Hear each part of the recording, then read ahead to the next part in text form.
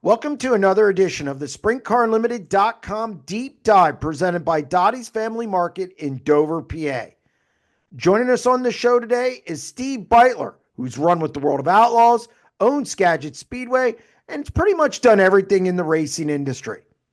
Before we get to Steve, Dottie's Family Market is your one-stop shop on the way to the races. They have fresh-made sandwiches and subs with all the fixins, perfect for a night at the racetrack. Dottie's Family Market has everything you need in one location, including a full-service deli, a wide selection of groceries, and gas. If you're looking to dine in, head over to the Hive Coffee House and Cafe for a great sandwich. They have a seasonal greenhouse on site, and coming soon, Dottie's Crab House, where you can dine in for fresh seafood and all-you-can-eat Maryland crabs. Head over to the corner of Canal and Bull Road in Dover, PA. Dottie's Family Market has you covered. Now here's Steve. Steve, welcome to the Deep Dive. It's a pleasure to have you on. Thank you, Jeremy. Glad to be here. You know, I watched your race a lot through the early 90s. And then I met you in Florida for the first time at Volusia. You're retired now from racing, promoting, pretty much everything. You've been in a part of everything in this sport. How are you enjoying retirement? You know, I'm really enjoying it. I keep myself pretty busy, and I stay in touch with the sprint car world, of course, going down to outlaw races and promoters conferences and stuff. But I'm really enjoying life right now. Well, back in the day, I should say, you getting in racing really isn't a big surprise because your dad raced, and is it right to assume that it was in your blood? Pretty much so. My dad and my uncle were both on the volunteer crew that helped build Skagit Speedway back in 1954. And of course, I was born in February of 59 and went to my first race in May of 59. And, my dad was always doing something at the racetrack, whether he was a racer or flagman or announcer or something there. So I grew up going to the races every weekend, and I just loved it. And, and I knew I was going to be a racer. So when I got into high school, I worked on a dairy farm milking cows, and I built my first race car as a class project my senior year in high school. But it wasn't a sprint car.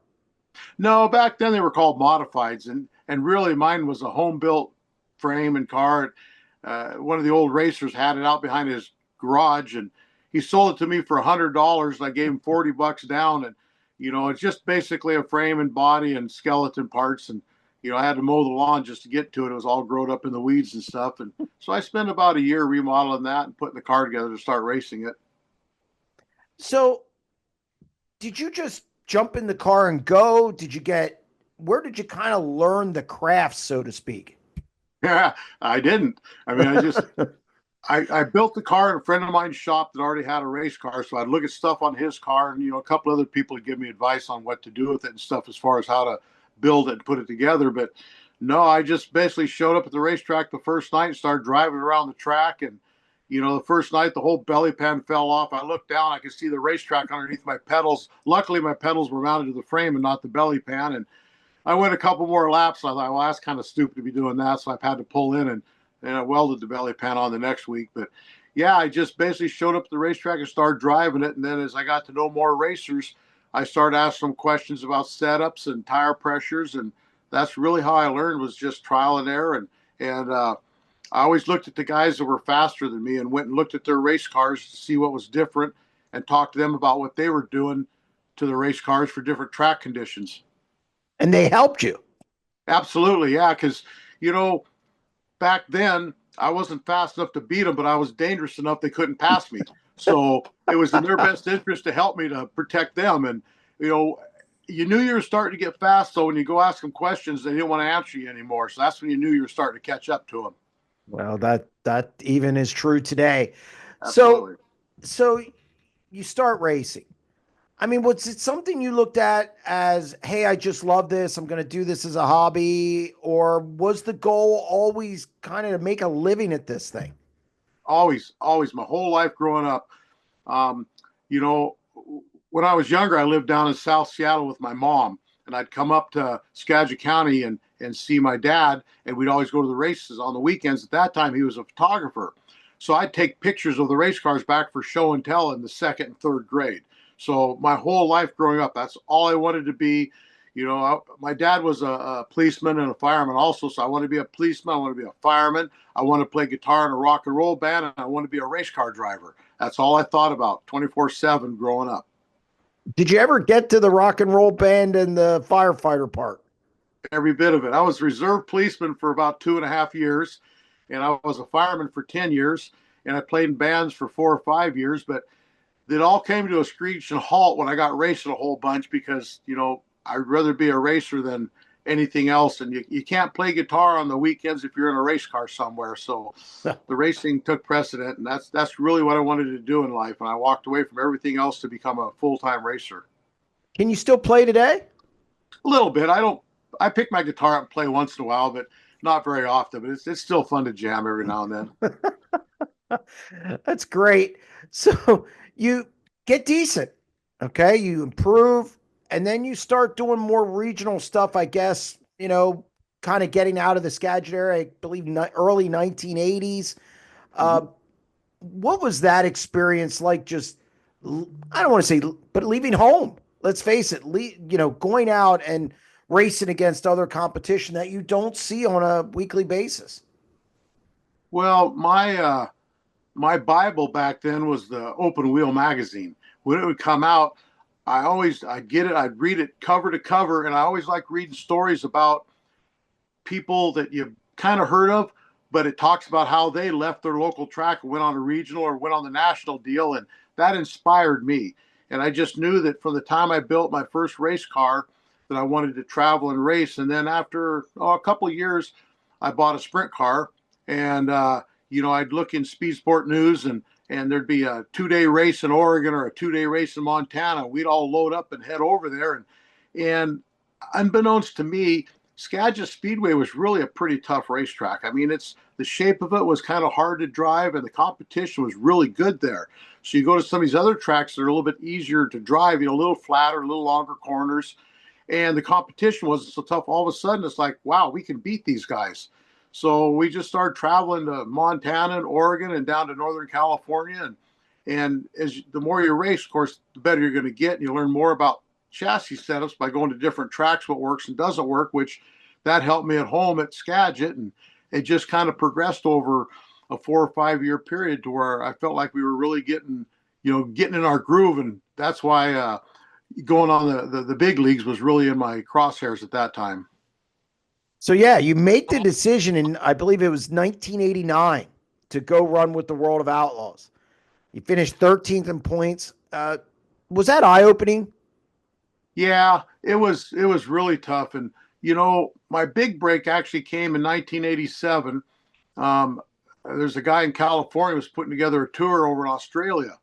And so I applied for it. Well, I didn't realize it wasn't sprint cars. It was like late models. They called them super sedans over there. Anyhow, he called me and he says, well, you ever driven stock cars? I said, oh, yeah, all the time. I never sat in one in my life.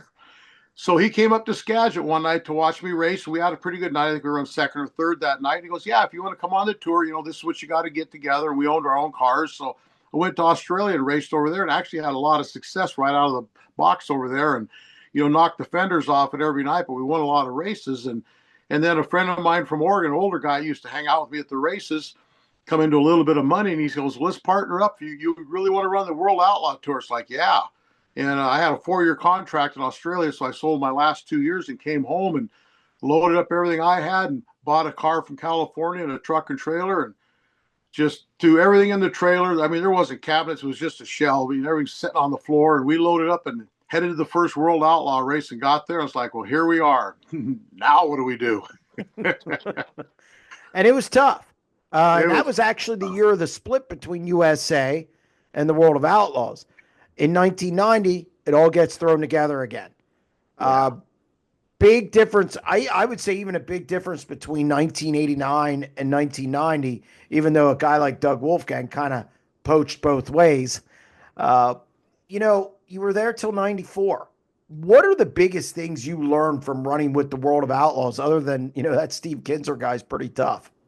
Yeah, well, yeah, you learn that right out of the gate. But, the biggest thing is just being prepared, being organized. That's the whole thing. And, When I was on the road, I didn't have any money. I mean, I was literally race to race, and '89 helped a little bit with, the split because I made a lot more features that way. And there's even one time I didn't have enough money to get from Ohio down to Texas, so I ran over and ran a couple three USA races and did pretty good there and got healed up. But the biggest thing is in racing out there, racing on a local basis. You race, you have a few beers afterwards, you hang out around the bonfire, and you got all week to get your car ready.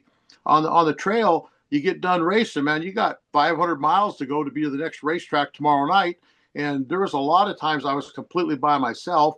Once in a while I'd have one helper, but I couldn't afford pit crews back then and stuff like that. So and usually when I'd get a young kid and kind of groom him, he'd start becoming a pretty good mechanic. One of the other teams would offer him $50 a week more and hire him out from under me. But it was okay. They all looked after me. But that was the big thing is just I had to be really prepared. When I got to the racetrack, everything was done. All I had to do is put the wing up, check the air pressures, and maybe reblock it.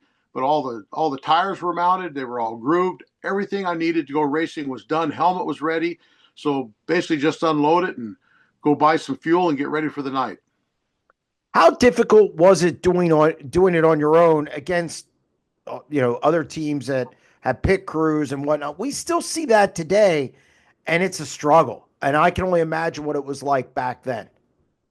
It was hard. It was frustrating because I knew I was a lot better driver than what I was able to show. But there's nights it's like I better just settle for 12th because 12th paid $1,000 back then, which was a lot of money. And it's like, you know what, I better just calm down and finish 12th, take my $1,000 rather than try to get ninth and tear it up and be in the pits and make $300. And that was the most frustrating part because I knew I was a lot better racer than what I could show. And a lot of times back then there was no penalty to go race non-World Outlaw races. So I'd look again in speed sport and look at the ads in the back and find out what track in our area's got an open comp race for $1,000, $2,000 to win. And I'd slide there and win a lot of them. That's when I knew I was starting to get really competitive, when I could go to different tracks for the first time and beat the locals by running with the Outlaws all the time. But, I just felt like I never had the money to be competitive. I mean, I had good motors and good cars and stuff like that, but I didn't have the crew. I drove my own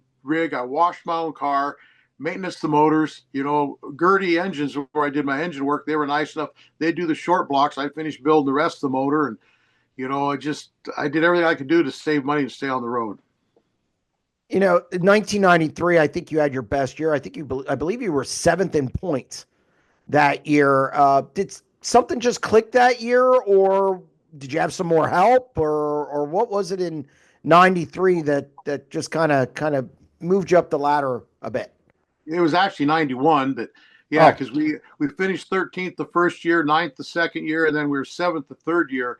I brought a young kid out with me, Shannon Wheatley's, but I knew him since he's 5 years old, and he's a car owner now and got a really nice racing operation.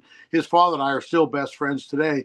And he wanted to learn about racing, and he's a hard worker, so I brought him on the road with me. And we used a Gambler chassis that year, and it was kind of a copy of their 88.5-year model, which was just an exceptional car. And the car was really, really nice to drive, and it just seemed like everything kind of hit that year, and we were doing really good. And I had great expectations after that year, finishing 7th in points. It's like, yeah, we're really starting to work our way up. We're becoming competitive, and then of course 92 was a tough year, with Doug getting in that bad fiery crash right off the bat. And then I got injured in a crash down in Hopstadt, and that took me out for 2 months. And, I just kind of like I just never recovered from that. Come back out in 93, and my gear was getting old, and, he just didn't have a good year anymore. 94 was a struggle. It just got to the point to where, it really took dollars. I don't care how hard you work, how many hours you work, how prepared you are. If you can't afford new rubber and good motors, you're just not going to be competitive at that level.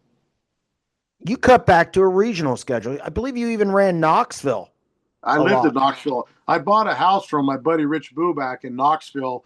It was about 2 blocks from the main entrance, right behind Dingus's Lounge there. And I'd had it for a couple years, and I bought it because it had a nice garage. That was about the rest of the house was a piece of crap. But what do you want for $15,000, right? So But then I decided, you know what, I'm gonna plant here in Knoxville and just run out of this area. And that was really good. You know, we'd run Friday, Saturday, Sunday every week, and then pick up some fair races. And we won several races back there that year. And you know, I stayed there for about 3 years. I was in Knoxville, and I, you know, I was getting kind of healed up and feeling good about myself again. You know, I think I'd like to go back out in the outlaw deal. And then home, one of the guys selling parts wanted out of his parts store. That just wasn't his gig. So he offered just sell me the inventory for cost if I'd take it. So I thought, well, I'll do that, make a little side money. And so I bought it and went home that winter and ran my store all year. And all of a sudden it's like, holy cow, I got money in my bank account. This is kind of cool, you know?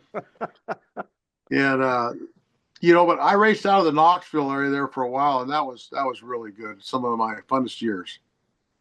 You know, you went back to Washington and do the parts deal. How do you end up with Skagit?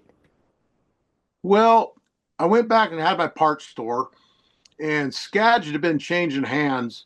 You know, the original stockholders had it, and you know, they didn't really want to do it anymore. And they'd actually talked to me in '92, wanting to know if I'd be interested in coming home and manage it and helping them with it, because I knew all the stockholders real well, and I really liked the place up there. And I mean, that's where I spent all my time. But I wasn't done racing, so I turned it down. Well, then Fred Brownfield leased it for a couple of years, and that fell apart. Then they ended up selling the track to another party. They ran it for a couple of years, and that partnership kind of split. And another guy came in, and he ran it for a couple of years. And the whole time I had my parts store, every year Skagit just seemed to be ratcheting down a notch, and it was really getting bad. Car counts were bad, and the last owner that had it before I bought it got in trouble with the shareholders on some legality stuff, and they were basically going to repo it from him. And you know, so it's like at that time I knew I could do a better job than what had been being done. It changed hands like 5 times in 7 years, 8 years, and my business at the parts store relied on that track. I mean, I traveled a lot of other racetracks too and sold parts, but you know, that was my home track 5 miles away. So I went and talked to him and put together a deal to buy the track. And you know, it took about 20 minutes, and that was it. And wrote up a contract on a piece of paper, and that's what got the ball started. And I had $25,000, and I needed 50,000 down is what I needed. And a dear friend of mine always said, if you get a chance to buy it, you need some help, let me know. So I called him up and told him what I was doing, and he's Jim Kress. And he walks into my office. I already had my business plan ready to present it to him, and he just walks in, sits down, reaches in his pocket, and slid a check for 25 grand across the table. Said, "Go buy your racetrack." And I said, "Well, I'm going to make you my partner just for now." He said, "That's fine," but he says, "You run it like it's yours." And he was the best. Partnerships don't work most of the time, but he was the best mentor partner I could have ever had, because all he did was encourage me. And whenever I'd say, "Hey, I want to put a new lighting system in. We need a Musco lighting system." He goes, "Well, you got to figure it out. How are you going to pay for it?" I said, "Yep, here's how we're going to do it." He says, "Let's do it." So he was my partner for about two and a half years. And then I bought him out, which was the agreement. And but I just saw Skagit going downhill, and that's been my second home. You know, my dad, my uncle, so many of my elder friends had raced there, and that's where we grew up as kids. My cousins all worked there. Both our families all worked up at the racetrack for years. And I just couldn't see it, you know, in despair and going downhill. So you purchase Skagit. When you walk in there and see a track that you grew up, I mean, what was your initial reaction? I mean, other than, God, I got a lot of work to do. Well, it's like, well, here you are. You know, it was in the middle of the season, you know, and honestly, growing up my whole life, I knew I wanted to be a racer. I never ever really thought I wanted to own Skagit Speedway until probably the last 3 or 4 years before I bought it. I thought, you know, what would I want to do to stay involved in the industry? I didn't want to go. I used to be a painter back when I first got out of high school. I painted bridges and towers and a lot of high steel work. And then I had my own painting company doing residential and commercial. I didn't want to go back and do that. I wanted to be in racing. So I thought, well, you know, if I had the parts store, that's going good. I thought, well, if I bought the racetrack, that would let me go for a long time and ensure my parts store does good. And so I put the deal together. Well, it just took longer to make it happen. And basically, I took it over on a Thursday, And that Friday and Saturday was our big 360 national event. That was my first event, the second day I owned the racetrack. And, so I walked right into that deal. And it's like, well, here we go. And it went off pretty good, actually. But it was 7 days a week. That's all I wanted to do. I finally sold my parts store because I didn't want to spend time there. I wanted to be at the racetrack. How long did you have the parts store? 5 years. Yeah. 5 years after that? Or No, I had a total of 5 years. uh, I sold the parts store the following April. I bought the racetrack the end of July and sold the parts store the following April. how how much did you being on the road with the Outlaws? And because Colton Gauss was with us down in Florida, and he came off the road and now is the GM at a racetrack, and I see how it helps him. How much did that help you get Skagit back to where you wanted to get it? Well, quite a bit because, I've always been a student wherever I go. Everything I do in my life, I'm an observer. Even when I was with the Outlaws on my race cars, I see stuff I liked, I see stuff I didn't like. And if somebody can explain something to me that makes sense, I do it. Well, being on the road, I seen a lot of racetracks, and I saw stuff at the racetracks I liked. I saw stuff that, man, if I had a racetrack, I'd never do that. And so I got to see a lot of different racetracks, a lot of different promotions. Back then, of course, they always used the track announcers most places, so you heard a lot of different styles of announcing. It's just you saw a lot of different people, how they run their racetracks. And I got to be friends with Earl Baltus. For some reason, he kind of liked me. I think he felt sorry for me. But I saw this guy with the world famous Eldora. I mean, this guy's 10 feet taller than me, but he's down there in the water truck with his dirty work clothes on, his hat flipped up and sideways. And I'm going, this guy's a working promoter. He cares about this racetrack. He's not just a polished promoter up there shaking everybody's hands and playing the big shot and collecting the money. This guy got down in the trenches and worked. That impressed me. And that's something that when I bought Skagit, I said, I'm always going to be like Earl and people like that. Robert Lawton's another guy. I followed him a lot. He worked so hard at a lot of racetracks that he promoted for the World of Outlaws. And I saw the work ethic of these guys. And I knew that that's what you have to be successful. And when I took Skagit over, just like when I went on the World of Outlaws deal, there was no way I was going to be one and done. When I went with the World Outlaws, I don't care if I had to sell my soul, I was going to make at least 2 years because there's no way I'm going to be one and done. The same with Skagit. I wanted to go at least 3 years because everybody else had pretty much packed it in after 2. Yeah. And just was not going to fail. Failure's just never been an option with me. It doesn't matter. I'll sleep in the front seat of my pickup if that's where I got to sleep because failure is not an option, never has been. So I just worked really, really hard and surrounded myself with some outstanding people. My best friend since the 4th grade, Mark Harrison, he worked for me. He helped me build all my race cars, worked for me at the parts store, and I bought the racetrack. He said he'll come up and work for me up there. And he'd actually helped Fred Brownfield when Fred had the track, so we had a little bit of knowledge of the workings of it. And, my office manager was my office manager at my parts store, who was actually a former girlfriend, but we've, she's still a dear friend of mine, like a sister, but so she went to work in the office and being my office manager because I knew I could trust her, and I just surrounded myself with the best people I could get. It's great to be on the road and learn a lot, but sometimes drivers don't always make the best promoters because how it works. Drivers all want different things. How difficult was you being a former driver dealing with drivers? Well, Robert Lawton, excuse me, when I went to the first promoters conference, he pulled me off the side. He goes, let me tell you something. He said, you got to look at this thing as a business. I said, well, I know it's my money, my house, everything's on the line. He says, don't think like a racer. He says, the first thing you do is don't give them a raise because you'll think it's going to make them happy and it won't. Well, me knowing more than Robert, I give all my racers a raise the next year, and they all liked it for about 2 weeks. That was right back to the same old kind of whining. But, being a former driver, I think really helped me because when the drivers would do stuff on the track and get penalized for it, they'd come in with some big BS story. It's like, stop. I've done that myself a dozen times. I know exactly what you did out there, and here's what you did. Pretty soon they figured out they can't BS me, and lie to me about something I don't know anything about, because I knew what they were doing. Whether it was the way they started a race or a slide job or pulling it out of gear to stop so they didn't get lapped, things like that. I said, dude, I've been there, done all them tricks. You ain't showing me nothing new.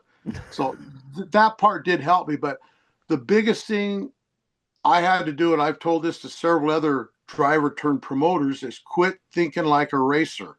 You can't think like a racer. You got to think like a business person. And, years ago, my pastor, in one of his sermons, he said something that I've never forgotten. He said, when you make a decision, ask yourself, is this the right decision? Is this the popular decision, or is this the right decision? And so many times a promoter wants to make a decision that'll make him popular with the racers. Oh, they're all going to like me if I do this. And they're all, but sometimes it's just like raising kids. You got to make decisions that's not going to be popular, but it's the right decision.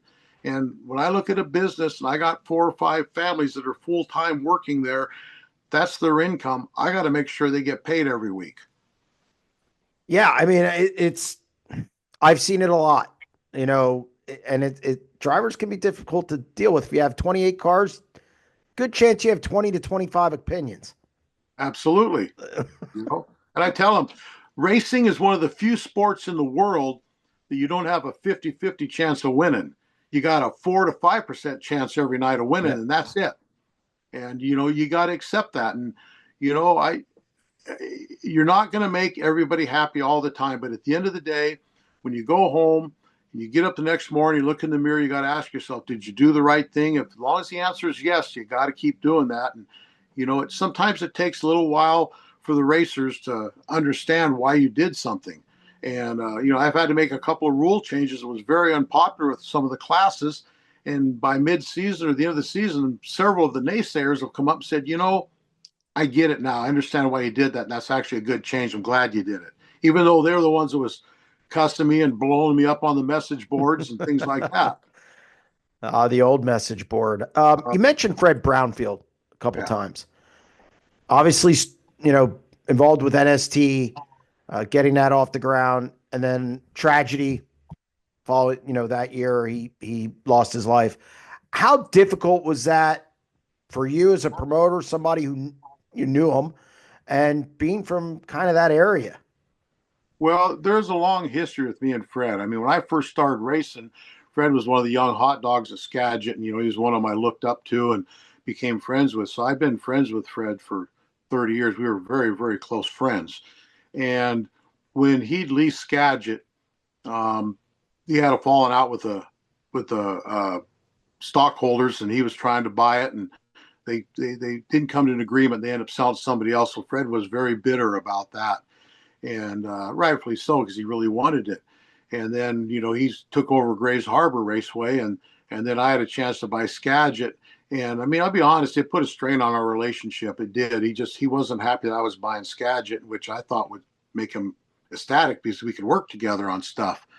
So, our relationship got strained for a while, but we've still had a deep mutual respect for each other. And, the night he got killed, when they come up and told me what was going on, I got on the phone and called and found out it was true. And I just crashed my whole soul. It was very, very extremely hard to go through all that. And, losing a best friend. And, I was still very close to his family. I mean, I stayed very close with his family. And still, to this day, I'm very close to his family, his kids and his wife and stuff. So you ended up with Grays Harbor because you're not busy enough, because you didn't have enough going on. You decided to promote Grays Harbor as well. How did that deal come about? Well, after Fred passed away, there was a 3 different people, a group of investors came in and bought it and hired one of their brothers to run it, and he did a horrible job. And they finally sold one of the shares to another guy, and he came in and got rid of the promoter, and he was kind of trying to do it himself, and he was just very difficult to work with. He thought he had a lot of money, and he just thought it was funny to schedule on top of my races at Skagit because, Skagit was the big dog, and Skagit's the premier track in the Northwest. And, you try to work with them on scheduling and stuff, and you come to an agreement, all of a sudden they put their schedule. I was like, wait a minute, this isn't what we talked about. So he finally got in enough trouble with the county down there where they pulled his contract, and and you know, got rid of him. And then they called me and said, "Would you be interested?" And I said, "Absolutely." And I knew if I had Grays Harbor and Skagit, that's the two premier dirt tracks in the state, that I could run the scheduling correctly. I could schedule back and forth between them and have big races at both tracks and drive the cars and the fans to both racetracks. So having both of them was really, really beneficial because, you know, again, it allows you to build your car counts, your fan base up. And then I took on the State Fair Park Raceway over in Yakima. It's a dirt track over there that's only for special events only. So I took that on and started promoting events over there, you know, monster truck shows, and we do a couple weekends of sprint cars over there also. So I had all three dirt tracks in the state under one umbrella. And there was a few nights we had racing at all three dirt tracks on the same night or an event at each one of them. And then I started that Summer Thunder Sprint Series, which was a traveling 360 group that went throughout Washington and Northern Oregon.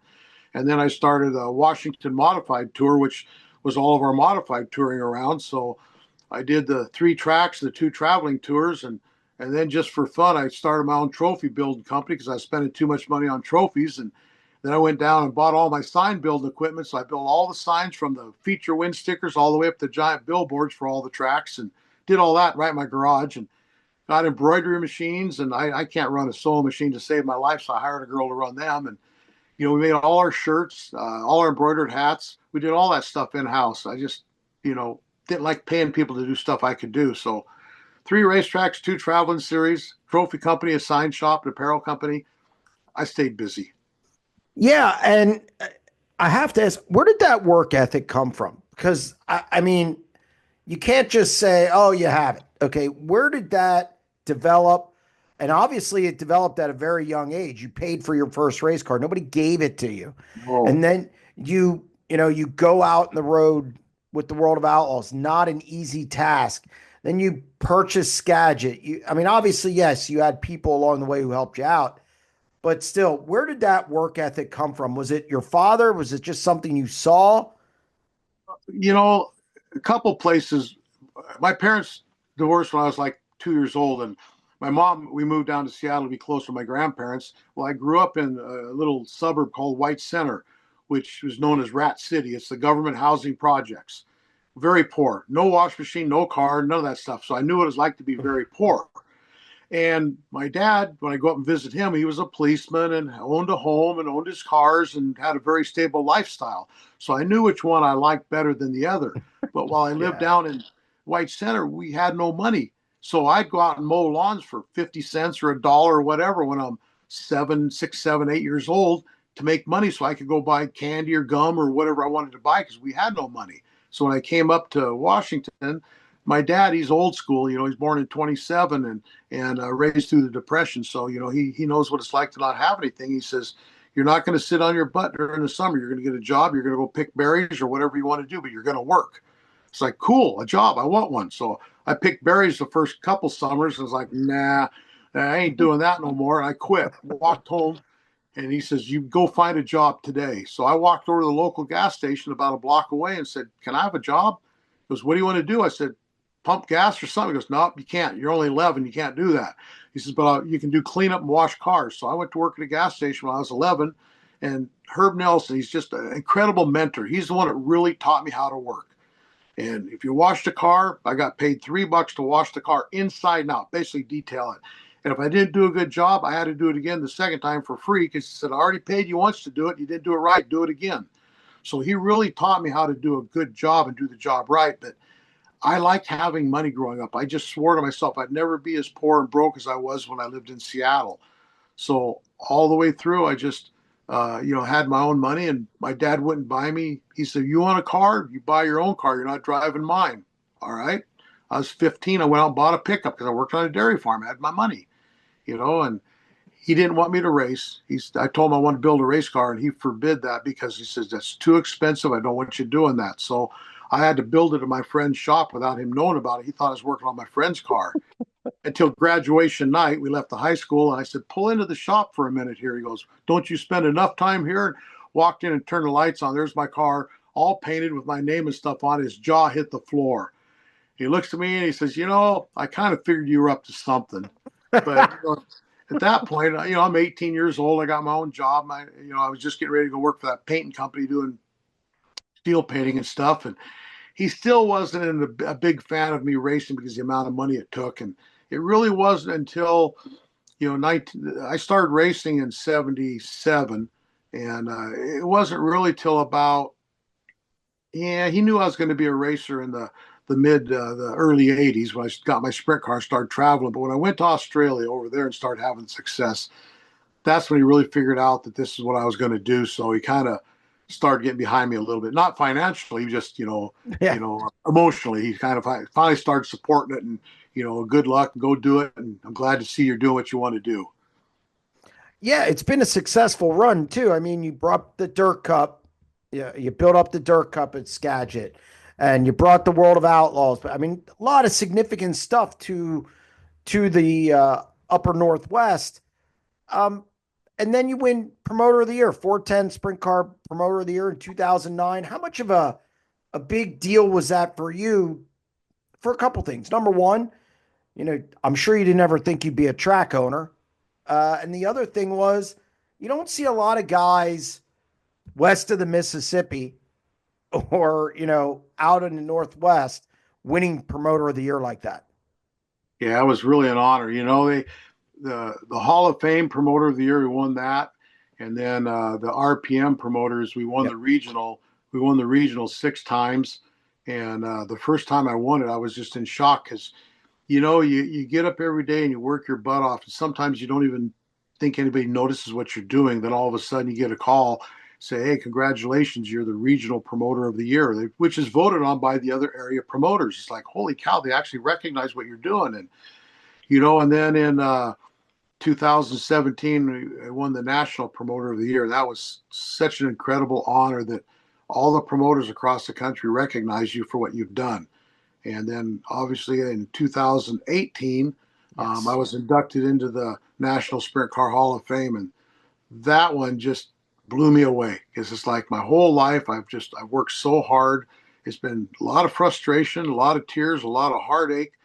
And to have something like getting into the National Sprint Car Hall of Fame just validates your life's work. It really says, yeah, you've done what you wanted to do and you did it right.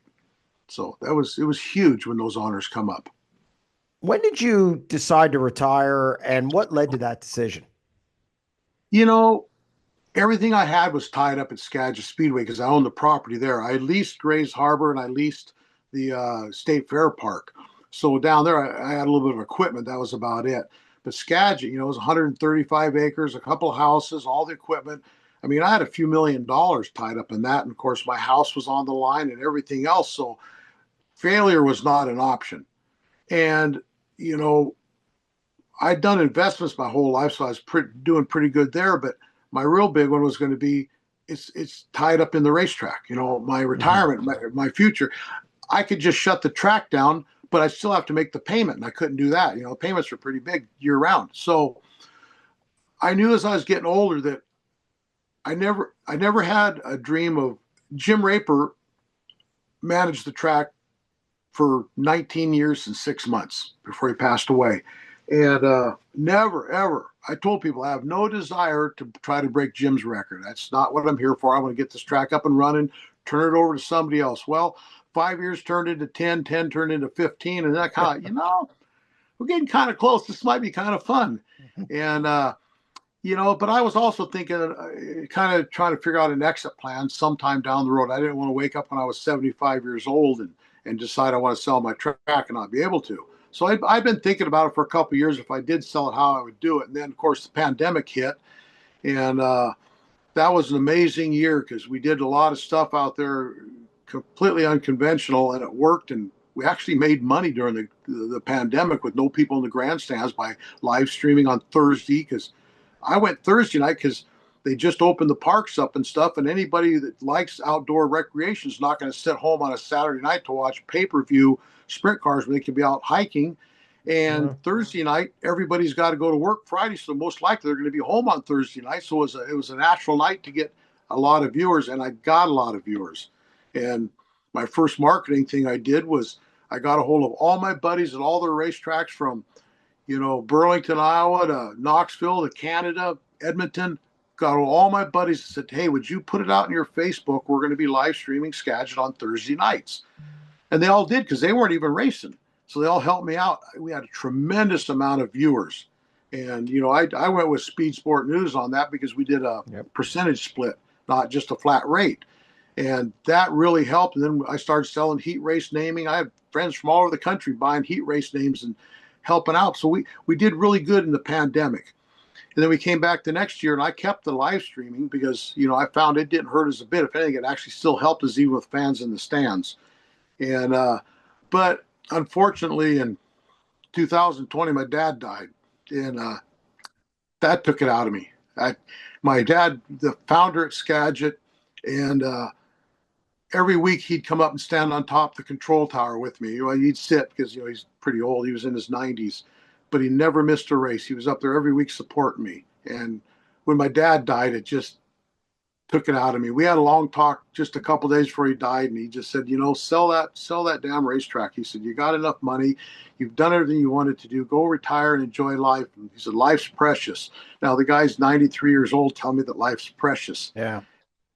So I didn't even go back on the control tower in 21. I just run the races from the infield. So I couldn't even go up there without him being there. And as much as I love Skagit Speedway, I love the racers, I love everything about it. I just didn't want to do it anymore without him.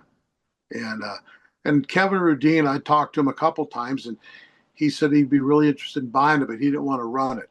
He wanted to, if I'd stay on and run it for him, but if I sold it, I didn't want to stay. I wanted to retire. Right. And so I got him connected with a couple people and put that deal together, and they end up buying it at the end of the 21 season. And, and I was fine with that. I was good with that because I knew it was time.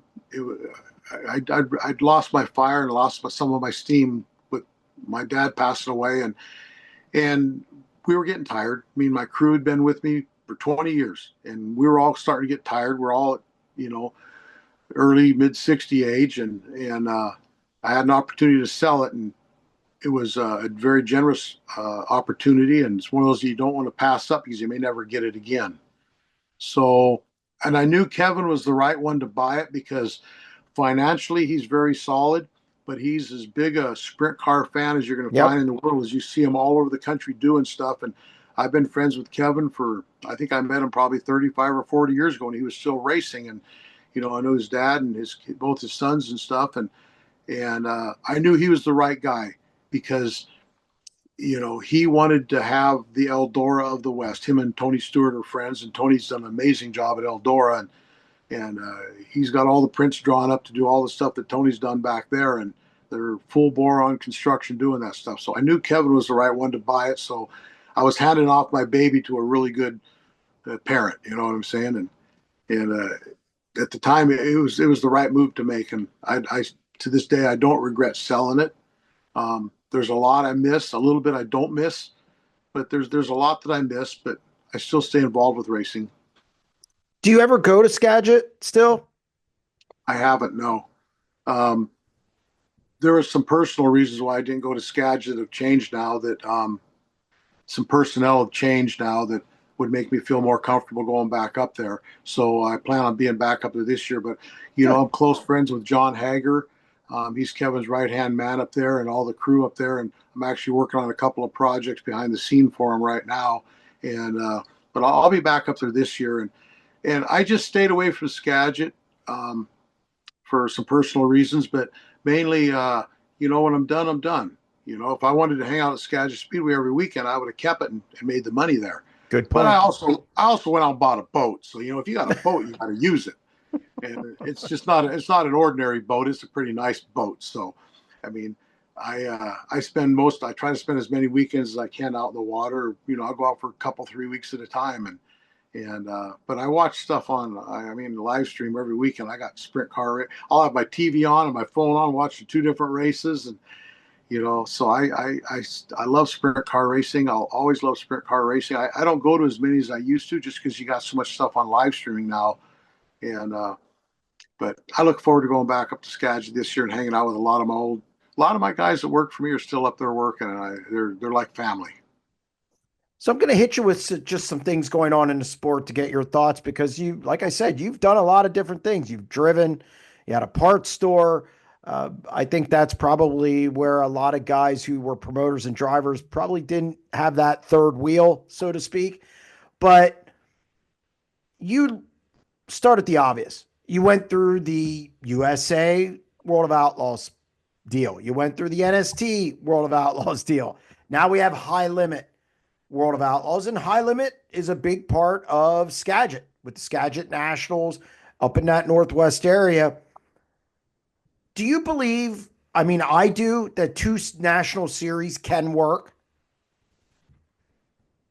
I have mixed emotions on that, and there's good things about it and there's bad things about it. I mean, I'll Yep. just be brutally honest. It may not be popular with what I'm going to say, but you know, let's talk about what's good about it. What's good about it is you've allowed a lot more regional guys to go on the road pursuing their dreams. That was my deal. Growing up, all I want to do is race on the road. I encourage everybody, if you even think you want to do that, go do it.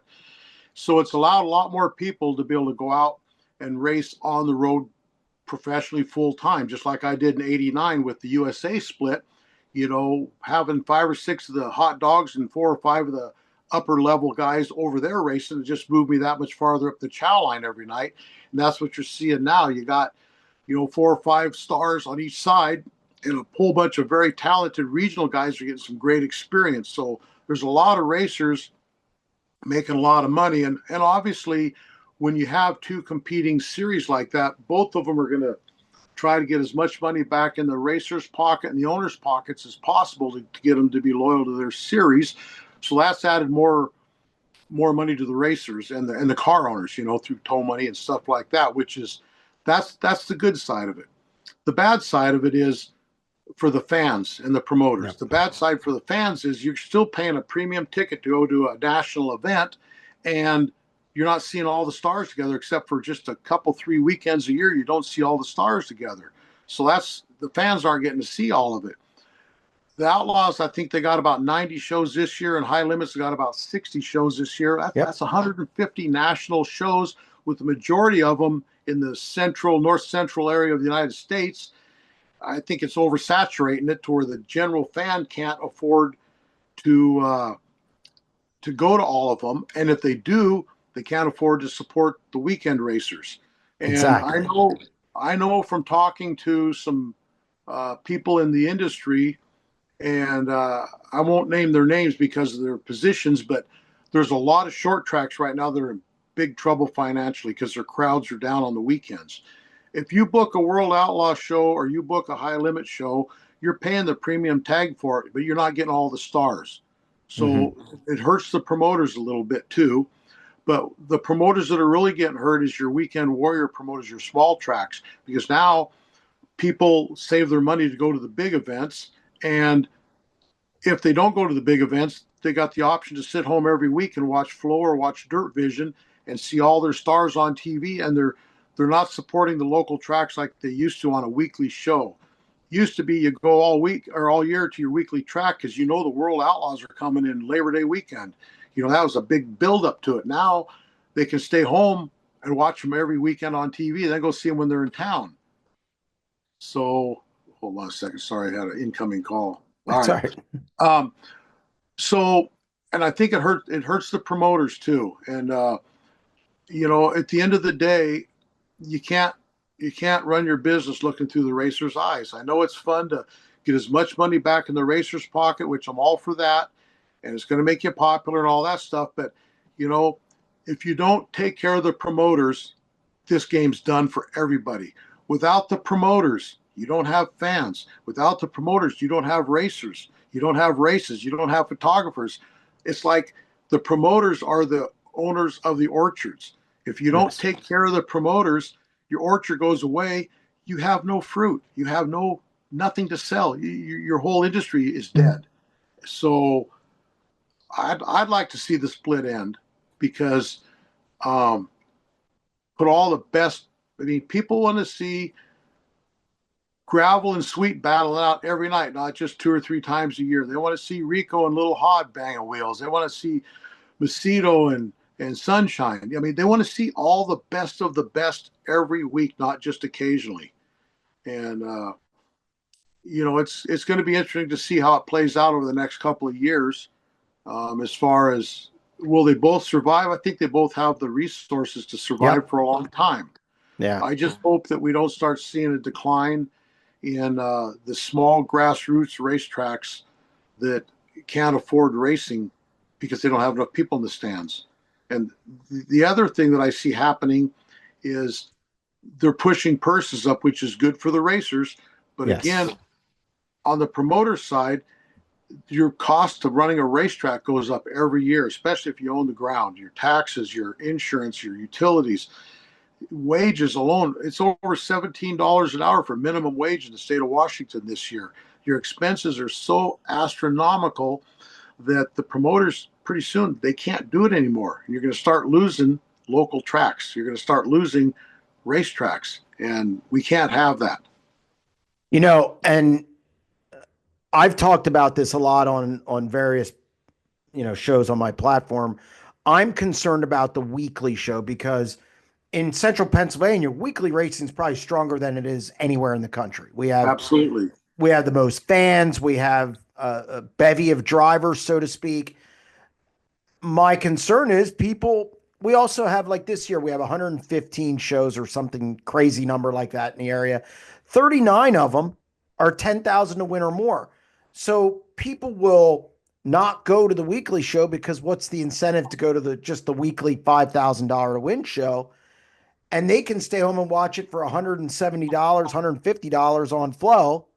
These shows that maybe aren't the specials go to 40 races a year, and they're good because they're also going to go to the Kings Royal. They're also going to go to the Knoxville Nationals, the high Pennsylvania. A lot of Pennsylvania people go to those events. So I agree. I think weekly racing is in trouble in the United States. Absolutely. It's just I don't know what the answer is, and I'm glad you said about purses. Somebody's got to pay for those purses. Absolutely. And I got news for people, whether I don't care if you're talking politics, I don't care if you're talking tariffs, I don't care if you're talking in business, costs trickle down to the consumer. Absolutely. And part of the problem now is because it's gotten so expensive to run a racetrack. If you look around the country, there's less and less full-time track operators. I mean, Yes. everybody has a full-time job and they do their racetrack on the side. I didn't have a choice. When I dove in feet first, I did have my parts store, but I basically sold it 8 or 9 months after I bought the racetrack because I knew that's where I wanted to be, was the racetrack. I didn't have a second job. I didn't have a construction company to back me up. I didn't have a manufacturer. I didn't have a store. I didn't have nothing else to back me up. So I worked 7 days a week at my racetrack. And what a lot of these promoters don't understand is they work their full-time job all week, and then they throw the gates open. They wonder why they don't have anybody in the grandstands. It's because you weren't out plastering the neighboring towns with your posters. You weren't out putting signs up alongside the highways. Skagit Speedway, Saturday, 7 p.m. You weren't out there hustling the crowd. If you go out and sell one billboard on your backstretch for $3,000, how much money did you make working a whole week at your regular job?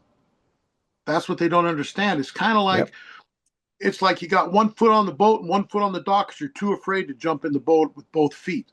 You can't do that. Very few tracks are successful, except the ones that have been in business a long, long time because they're paid off. Very few tracks can somebody come in and buy a track and be successful if they're working a full-time job someplace else and not owning that second business that makes them, higher than normal wage income. So a lot of my friends have full-time jobs. They do their tracks part-time on the weekends and they're struggling. It's just, but they can't afford to quit their full-time job because that's their income, and I just think to do a good job, if you really want your racetrack to be a premier racetrack and do real well, you got to work it 7 days a week, whether you like it or not, because you're going to get out of it what you put into it. Yeah, I think that's anything. And, kind of to segue off that, do you wish fans and drivers could, or I should say, what's the biggest misconception to fans and drivers about running a racetrack? It seems they think it's easy. I know for a fact because I know a lot of guys who run them. Boy, it's like being a riverboat gambler. You're betting on weather. You got to deal with personalities. There's so many things. What is the biggest misconception that you found being a promoter that maybe fans and drivers don't understand? Well, it's like anybody that owns a business. The first thing everybody thinks, well, you own a business, you're rich. Yeah. Well, They don't they don't get it. I mean, and the biggest misconception, you're the promoter where you're getting rich every night. Look at the grandstands. You got 3,000 people up there. No, I got 890 people. They're all spread out with their jackets set between them. yes. So they look at the grandstands. I mean, I was the same way. I mean, that's what's helped me because I was a racer for a long time, looking at the stands going, oh, they should be paying more money when you have no idea what their expenses are. And then when I was in the parts business, I kind of saw both sides. It's like, my God, these racers, they'd come in and buy parts and put 3 or 4 credit cards down, say, we'll run 300 on this card. I think I got 500 on this card, maxing their cards out every week. And they're taking food off their table. And so I saw that side of the sport. And then when I got on the racetrack owning side, I mean, it's like, my God, by the time you hire everybody and you got to hire sheriffs and, all your permits and your insurances and utilities, it's like, holy crap, it costs a lot of money to run this place. But, that's why I had to sink or swim. I didn't have an option. I couldn't go my other business and pull money out of that. I had to make it at the racetrack.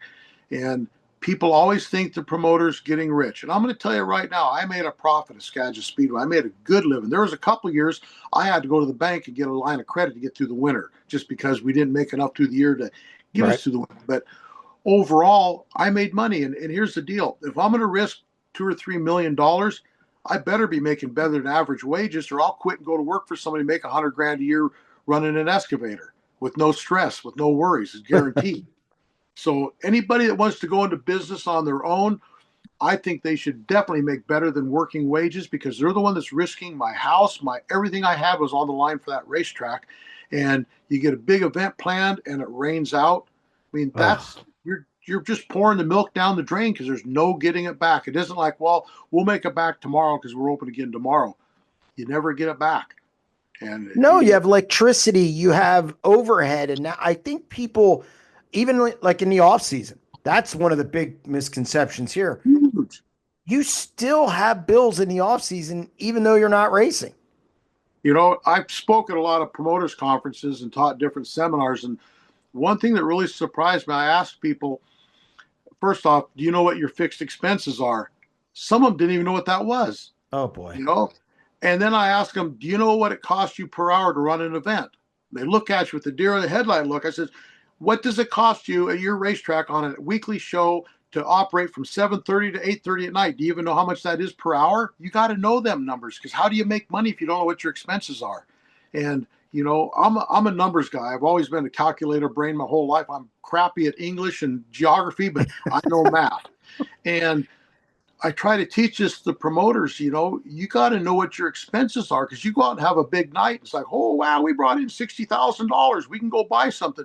No, because really you only made $13,000 and you got to factor in your fixed expenses is everything that goes on for 12 months, whether you race or not.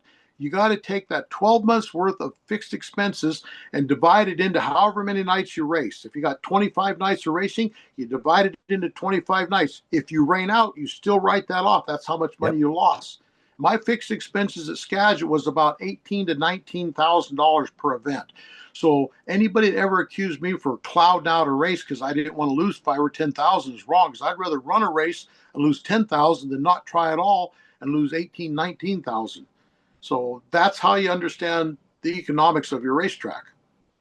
Yeah. I mean, I know most of the tracks around here are between probably 14 and 18, depending on the size. Obviously, it's not $17 an hour minimum wage here. So I think that's one thing. But still, it's 14 to 18,000 before you add the purse. Yeah. So it's a tough deal. Is there anything that you, and I know this is probably a little, hard, might be hard to answer. Is there anything that you look back on it that you wish you would have done differently, like a mistake that you still sticks with you today? You know, you always think you could have worked a little harder to get a few more people in the grandstands. You always remember the one day you took off and you weren't out promoting your racetrack. You think about stuff like that, but it's hard to say if there's any one big blunder because I made mistakes and I made mistakes with different things, learning. But if you don't make it two times in a row, it doesn't Right. become a mistake. It becomes learning. And we resurfaced the track one year with the wrong stuff, and that cost me 40 grand by the time I put it on and off. And then we finally found the right stuff. But to be honest with you, looking back, the only thing I could say is, there's probably more promotions I could have done, more marketing I could have done. But seriously, I work 7 days a week. I get up Sunday mornings and I try to go to church. I get out of church, I'm running around changing my roadside signs out with the next week's events. So when they go to work Monday morning, they're seeing them alongside the Yep. roads. And I go home Sunday night, I start building trophies or making signs or cutting out vinyl for the different T-shirts that need to be done for the next week. And you know, I don't really know that there was anything super big I would have done different than what I did. I don't think so. I think that it's just lots of little things, but that's just normal daily business. Now you ran in Australia. They have a governing body over there. I said earlier this week I'd like to see a national governing body, and I'd like to see it trickle down to each region having a board. Excuse me, and there'd be liaisons from the each region going to the national board, kind of like an Australia deal.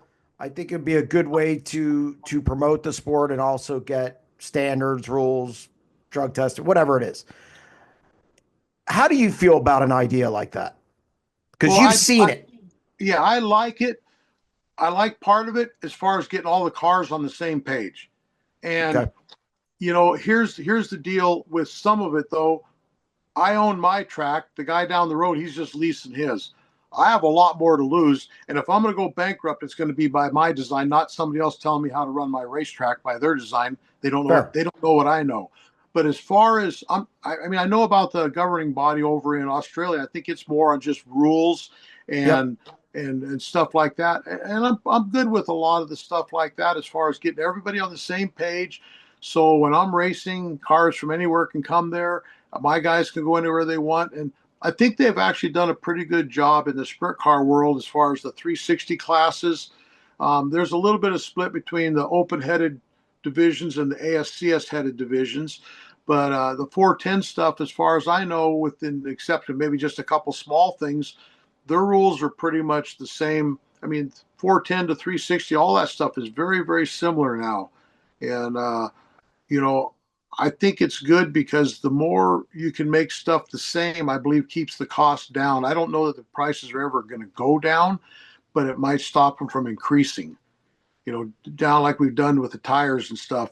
Limit the tires that you can actually run. So now when Hoosier makes them, they make 10,000 of these two tires instead of 3,000 of five different tires. They got all this inventory sitting there. Well, they gotta pay for it somehow. So getting the cost controls is very important, I believe. Yeah, and my only thing is, I agree with you. I first off, it's like anything; it has to be done the right way. I mean, that I don't care if we're playing tiddlywinks; it's got to be the right way. And I don't want too much control, but I'd like to see, like Pennsylvania, for instance, a consortium where they're not scheduled on top of each other. It's ridiculous, but another story for another time. Last thing before I get you out of here, I ask a lot of people this: your grand poobah 410 sprint car racing for a day. What do you do? Entertain the fans. I mean, if I'm in charge of 410 racing, the racers, they got it going on. They're good. The racers are all good and stuff like that. My deal is I'm all about the fans and the kids because today's kids are tomorrow's adults, and you got to get them addicted at a young age. And I think they're doing a pretty good job of entertaining the fans. They do the pit stuff now. You got to make it. You got to make it an event. You can't make it a race. If you're just having a race, big deal. Make an event. If I'm the Grand Poobah, everybody's going to market. Everybody's going to make it a lot more fun and exciting for the fans, and you're going to get them in and get them out in a timely manner. These Oh, shows that don't start on time, that go late, we had national anthem every night at 7 o'clock. Sometimes we do it 3 minutes till just because we're ready, but we're going at 7 o'clock every night, or I am not a happy camper. And my team knew that. It's like, oh crap. It's one thing if you get a bunch of rain or something, but we yeah. start at 7. I want to be done by 9:30. If I'm done at 9 o'clock, I'm good with that. If I'm done at 10 o'clock, I'm getting owly. 10:30, I'm not happy. I'm not happy a bit. So get them in, get them out, and the fans appreciate it. The racers appreciate it. And I just think the biggest thing is you got to take care of it's a triple-edged sword. You got to take care of your racers. That's important. You got to take care of the fans. That's really important. And you got to take care of the sponsors because that's really important. But without the fans, you got to have a tremendous amount of sponsors or you're out of business. And sponsors aren't going to be there without the fans. Right. So at the beginning of the day, them racers would show up there and race for free if that's all they could get to play with their toys. But if you don't have fans, you don't have a business. I mean, and you got to have a commodity to sell the fans. And if you don't have enough race cars, the fans aren't going to like it. Then you got to put something else in the infield for them to watch, whether it's a rodeo or a rock concert or whatever else you think you got to do, or monster trucks or something. But it's a delicate balance between taking care of the racers and make sure they know how much they're appreciated, which I do because I was a racer for a long time. And trust me, more than once I've gone down and anonymously bought a bunch of parts for a broken racer that I knew he couldn't afford to fix his car, and he got caught up in a bad one, and I'd go over and make a deposit and help him out. But you got to take care of the racers, but you really got to take care of the fans and especially the children. I never left the Speedway and heard a fan say, I got out of here too early.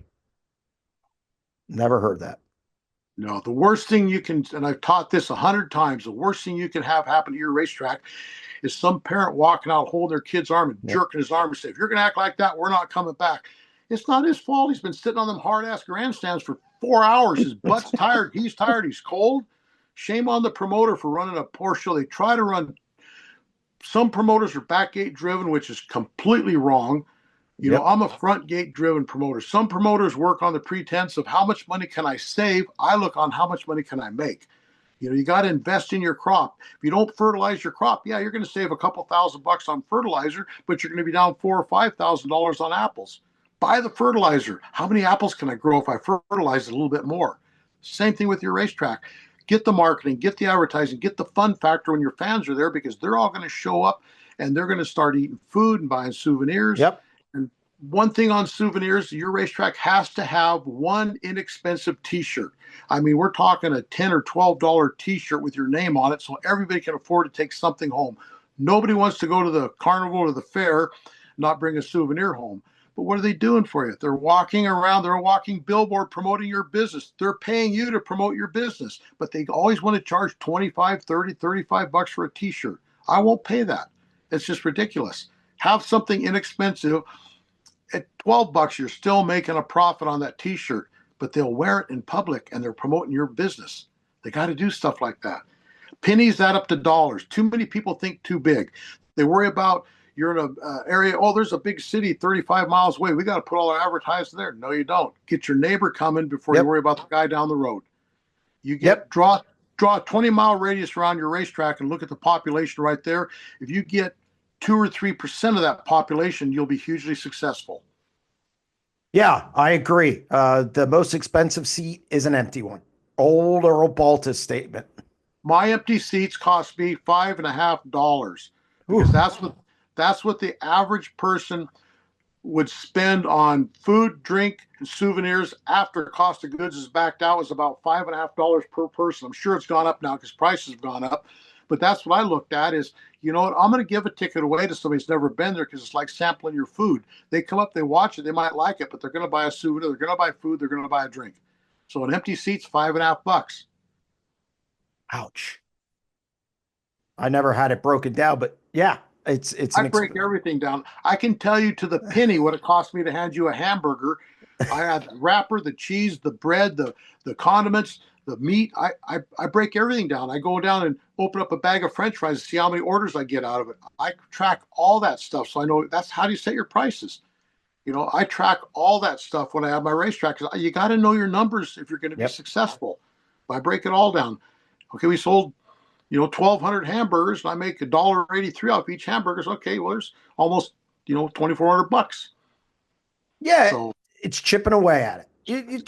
You don't have to gouge, just chip away at it. everybody comes to an event. I hold my hand out. I say, everybody comes to the event with this much money. Yep. They know what they're spending. If you take it all at the front gate, they come in, they don't get the full experience. That's like going to the county fair. You spend everything getting in. Now you can't play the games or ride the rides. You're going to spend this much money at your racetrack.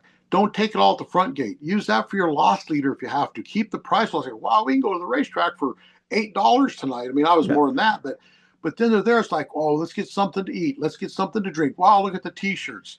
They're only going to spend so much money, but you got to get them in the gate to get them to spend that money. And these people that jack their ticket prices way up, it's like, no, you can't do that. People will stay home and buy Dirt Vision for $299 a year, buy Flow for whatever that is, $150 a year or whatever, instead of spending $30 to get into a local race or $25 to get into a local race. You can't do that. You got to get them in. Think about it. That's roughly $450. That's 15 races at $30. Yeah. It's only 15. I mean, they can watch 80, 90. They can only go to 15 at that price. So you got to be careful.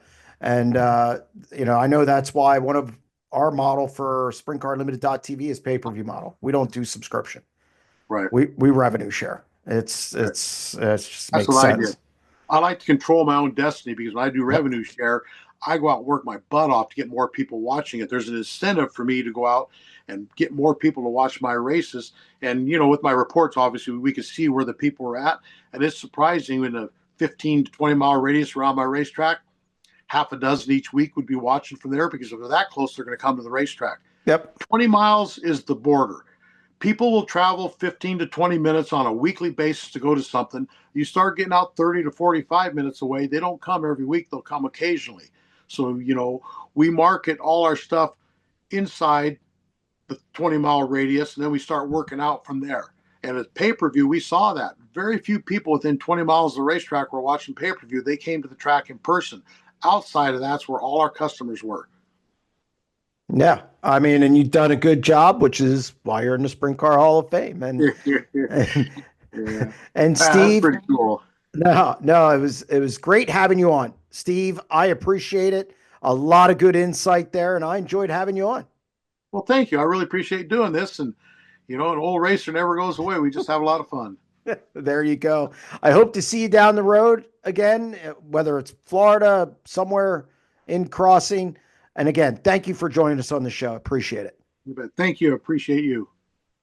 That's going to wrap up another edition of the SprintCarLimited.com Deep Dive presented by Dottie's Family Market in Dover, PA. A big thank you to Steve Beitler for joining us on the show. A lot of good insight there. If you like the content on our YouTube channel, don't forget to hit that subscribe button. You can also check out our daily exclusive content at SprintCarLimited.com. We'll be back next week with another edition of the Deep Dive.